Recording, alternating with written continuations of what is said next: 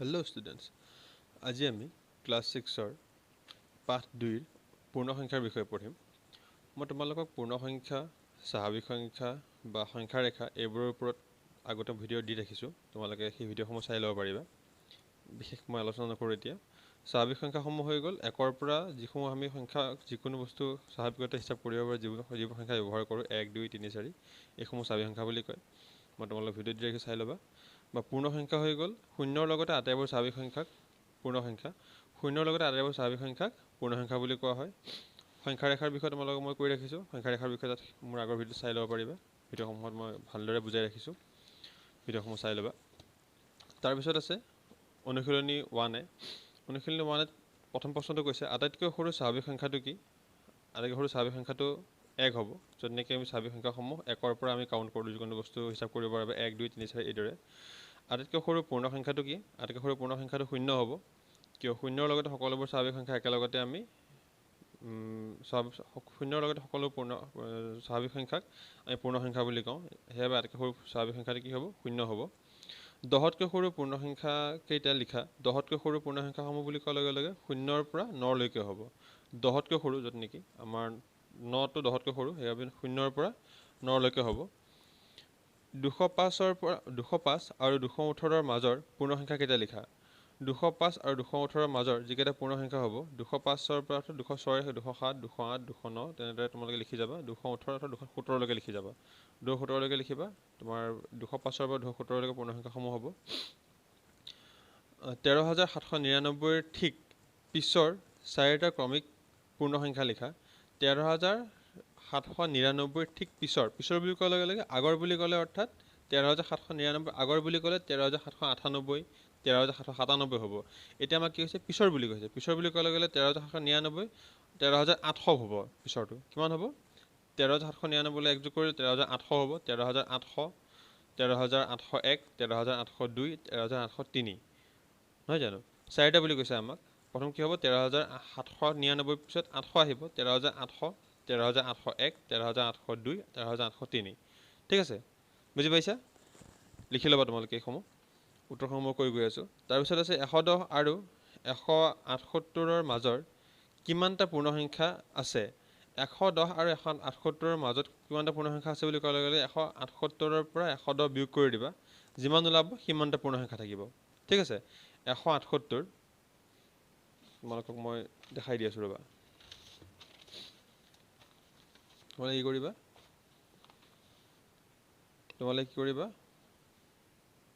17, এইবিলাক actually direct কুৱেশ্যনৰ answer হয়। তোমালোকে ডাইৰেক্ট কুৱেশ্যন কৰি পেলাব পাৰিব। 178, 110 মাইনাছ কৰি দিবা। যিমান আহিব সিমান। 8ৰ পৰা 0 গ'লে 8 হ'ব। 7ৰ পৰা 1 গ'লে 6, 1ৰ পৰা 1 গ'লে 0, 0 আমাৰ এফালে নবহে, সেইকাৰণে ঠিক আছে। 68টা কিমান হ'ব? 110ৰ পৰা 178ৰ মাজৰ কিমানটা পূৰ্ণ সংখ্যা থাকিব? 68টা। ঠিক আছে, 68টা হ'ব। 2,550ৰ পৰা 3,780লৈ মুঠতে কিমানটা পূৰ্ণ সংখ্যা আছে? ঠিক আগৰ দৰে একেই। 3,780ৰ পৰা 2,550 বিয়োগ কৰি দিবা। যিমান আহিব সিমানেই হ'ব। তোমালোকে চাই ল'ব পাৰা। কিমান কৈছে? 3,780 আৰু কিমান কৈছে? 2,550। ঠিক আছে, মাইনাছ কৰি দিবা।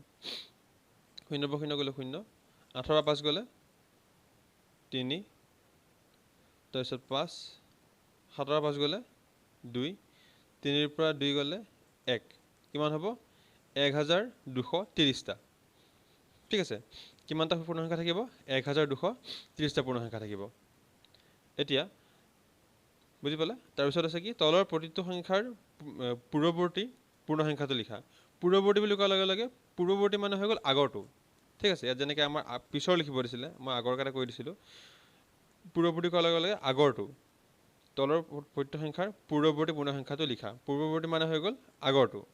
পূৰ্ৱৱৰ্তী সংখ্যা মানে হৈ গ'ল পূৰ্ৱৱৰ্তী সংখ্যা লিখিব। পূৰ্ব মানে হৈ গ'ল পূৰ্বৰ, আগফালৰ। পূৰ্ব মানে হৈ গ'ল পূৰ্বতে আমি পাই অহা যিটো সংখ্যা আছে। ঠিক আছে, এতিয়া আমি কি কৰিম? 758।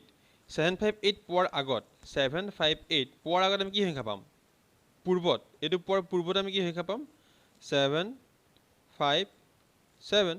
নহয় জানো মানে ইয়াৰ পৰা এক মাইনাছ কৰি দিলে ইয়াৰ পূৰ্বৱৰ্তী সংখ্যাটো ওলাই যাব ঠিক আছে -1 কৰি দিয়া কিমান আহিব 757 তেনেদৰে আমাৰ 8790 8790 8790 পূৰ্বৱৰ্তী সংখ্যা লাগে পূৰ্বৱৰ্তী মানে -1 কৰি দিয়া -1 কৰি দিয়ে কিমান আহিব 0 পৰা 1 নাযায় 9 পৰা 1 গ'ল 9 পৰা 10 হ'ল 10 পৰা 1 গ'লে 9 এটো হৈ গ'ল 8 7 8 কিমান হ'ব 8789 ঠিক আছে কিমান হ'ব পূৰ্বৱৰ্তী সংখ্যা 8789 ঠিক আছে বুজি পাইছা পূৰ্বৱৰ্তী মানে হৈ গ'ল আগফালৰ পূৰ্বৱৰ্তী মনত ৰাখিবা পূৰ্বৱৰ্তী মানে হৈ গ'ল কোনটো আগফালৰ আৰু আমাক যদি পৰৱৰ্তী উলিয়াব দে পৰৱৰ্তী মানে হৈ গ'ল পিছফালৰ পৰৱৰ্তী বুলি ক'লে পিছফালৰ অৰ্থাৎ একৰ পিছত কি আহিব পৰৱৰ্তী কি হ'ব 2 তাৰ পৰৱৰ্তী 3 পৰৱৰ্তী 4 ঠিক আছে তেনেদৰে পৰৱৰ্তী হ'লে কি হ'ব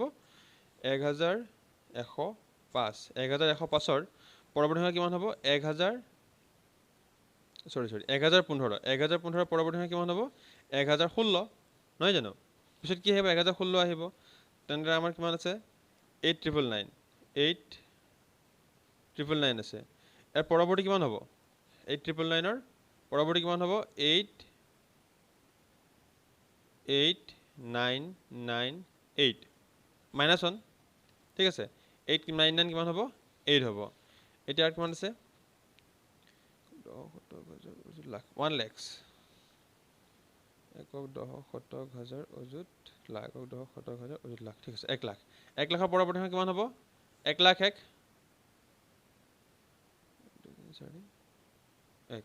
ঠিক আছে 1 লাখ 1 বুজি পাইছা 1 লাখ 1 এইবোৰ হৈ গ'ল পৰৱৰ্তী পূৰ্বৱৰ্তী বুলি ক'লে আগফালৰ আৰু পৰৱৰ্তী বুলি ক'লে পিছফালৰ সত্য সত্যবোৰ তোমালোকে উত্তৰমালাৰ পৰা চাই ল'ব পাৰা বা নহ'লে তোমালোকে নিজে কিতাপ চাই পেলাই কৰি ল'ব পাৰিবা 0 এটা স্বাভাৱিক সংখ্যা 0 স্বাভাৱিক সংখ্যা হয় জানো নহয় 1 পূৰ্ণ সংখ্যা হয় জানো 1 এটা পূৰ্ণ সংখ্যা নহয় বুলি কৈছে ইয়াতে 1 পূৰ্ণ সংখ্যা নহয় এটো অশুদ্ধ 0 এটা স্বাভাৱিক সংখ্যা অশুদ্ধ 1 এটা পূৰ্ণ সংখ্যা অশুদ্ধ 0ৰ বাহিৰে বাকি সকলো পূৰ্ণ সংখ্যাই স্বাভাৱিক সংখ্যা শুদ্ধ 1ৰ পূৰ্বৱৰ্তী সংখ্যাটো এটা পূৰ্ণ সংখ্যা শুদ্ধ কিয় সকলোবোৰ স্বাভাৱিক সংখ্যাই পূৰ্ণ সংখ্যা পূৰ্বৱৰ্তী বুলি কোৱাৰ লগে লগে আগফালৰ পূৰ্বৱৰ্তী বুলি ক'লে কি হ'ব আগফালৰ অৰ্থাৎ শূন্যটো কি হ'ব স্বাভাৱিক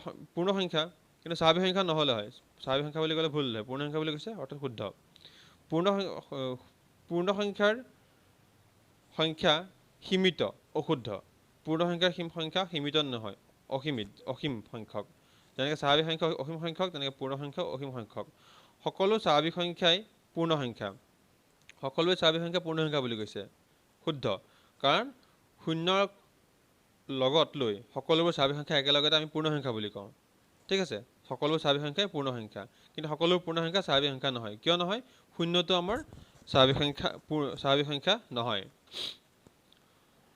799ৰ পৰৱৰ্তী সংখ্যাটো 800 পৰৱৰ্তী মানে কি আছিলে আগফালৰ পৰৱৰ্তী মানে কোনটো হয় পিছফালৰ আৰু পূৰ্বৱৰ্তী মানে হৈ গ'ল আগফালৰ ঠিক আছে এটা কি বুলি 799ৰ পৰৱৰ্তী সংখ্যাটো 800 শুদ্ধ এইটো 799ৰ পৰৱৰ্তী সংখ্যাটো কি হৈছে 800 শুদ্ধ এক আটাইতকৈ সৰু পূৰ্ণ সংখ্যা একটো আটাইতকৈ সৰু পূৰ্ণ সংখ্যা বুলি কৈছে অশুদ্ধ কাৰণ 0 আটাইতকৈ সৰু পূৰ্ণ সংখ্যা এটা দুটা অংক বিশিষ্ট সংখ্যাৰ পৰৱৰ্তী সংখ্যাটো সদায় এটা দুটা অংক বিশিষ্ট সংখ্যা এটা দুটা অংক বিশিষ্ট সংখ্যাৰ পৰৱৰ্তী সংখ্যাটো সদায় এটা দুটা অংক বিশিষ্ট সংখ্যা অশুদ্ধ কাৰণ 99ৰ যিটো পৰৱৰ্তী সংখ্যা 10ৰ যিটো পৰৱৰ্তী সংখ্যা হ'ব 99 যিটো পৰৱৰ্তী সংখ্যা হ'ব হেতু 100 হ'ব পাৰে ঠিক আছে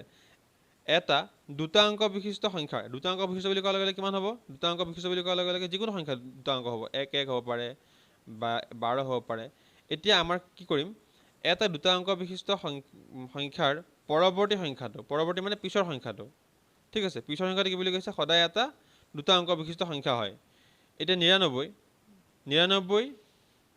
99 কি দুটা অংক বিশিষ্ট সংখ্যা কিন্তু ইয়াৰ পৰৱৰ্তী সংখ্যাটো কি হ'ব 100 হ'ব তিনিটা অংক বিশিষ্ট হৈ যাব দুটা অংক বিশিষ্ট হ'ব জানো নহ'ব এইকাৰণে এটা দুটা অংক বিশিষ্ট সংখ্যাৰ পৰৱৰ্তী সংখ্যাটো সদায় এটা দুটা অংক বিশিষ্ট সংখ্যা অশুদ্ধ এইটো যিকোনো দুটা পূৰ্ণ সংখ্যাৰ মাজত সদায় এটা পূৰ্ণ সংখ্যা থাকে যিকোনো দুটা পূৰ্ণ সংখ্যাৰ মাজত সদায় এটা পূৰ্ণ সংখ্যা থাকে শুদ্ধ কাৰণ দুটা পূৰ্ণ সংখ্যাৰ মাজত সদায় এটা পূৰ্ণ সংখ্যাই পোৱা যাব ঠিক আছে সংখ্যা ৰেখাত 25 সংখ্যাটো 23ৰ সোঁফালে থাকে সংখ্যা ৰেখাত 25 যিটো সংখ্যা আমি সংখ্যা ৰেখাত কেনেদৰে যাওঁ সংখ্যা ৰেখাত আমি কেনেদৰে যাওঁ এফালে বাঢ়ি গৈ থাকে নহয় জানো এতিয়া আমি প্ৰথমতে কি পাম 23 পাম 24 25 এটা কি বুলি কৈছে আমাক সংখ্যা ৰেখাত 25 সংখ্যাটো 23ৰ সোঁফালে থাকে 23ৰ সোঁফাল বুলি কৈছে সোঁফাল কোনফালে হ'ব এফালে হৈ গ'ল বাওঁফাল আৰু এফালে সোঁফাল 25 সংখ্যাটো 23ৰ সোঁফালে থাকে শুদ্ধ সংখ্যা ৰেখাত 25 সংখ্যাটো 23ৰ সোঁফালে থাকে শুদ্ধ সংখ্যা ৰেখাত এ সংখ্যাটো 3ৰ বাওঁফালে থাকিলে এটো 3তকৈ সৰু হয় বুলি কৈছে সংখ্যা ৰেখাত এ সংখ্যাটো মানে যিকোনো এফালে এটা সংখ্যা আছে এ সংখ্যাটো 3ৰ বাওঁফালে থাকিলে সংখ্যা ৰেখাত এ সংখ্যাটো যদি 3ৰ বাওঁফালে থাকে ইয়াত 3 আছে ইয়াত যিকোনো এটা সংখ্যা আছে 3ৰ কি বাওঁফালে আছে এইটো সোঁফাল এইটো বাওঁফালে আছে এতিয়া কি বুলি কৈছে বাওঁফালে থাকিলে এটো সৰু হয় ডেফিনেটলি সৰু হ'ব কিয় আমাৰ সংখ্যা ৰেখাত যেতিয়া আমি আগুৱাই গৈ থাকিম তেতিয়া আমাৰ সংখ্যাবোৰ সমূহ ক্ৰমান্বয়ে ডাঙৰ হৈ গৈ থাকে যেনেকৈ চোৱা 23 24 25 ঠিক আছে ডাঙৰ হৈ গৈ আছে ডাঙৰ হৈ গৈ থাকে সেইবাবে এই সংখ্যাটো 3তকৈ সদায় সৰু হ'ব ঠিক আছে আমি এটা অনুশীলনী আজি শেষ কৰিলোঁ নেক্সট ভিডিঅ'ত আমি দ্বিতীয় অনুশীলনীৰ বিষয়ে অলপ পঢ়িম ঠিক আছে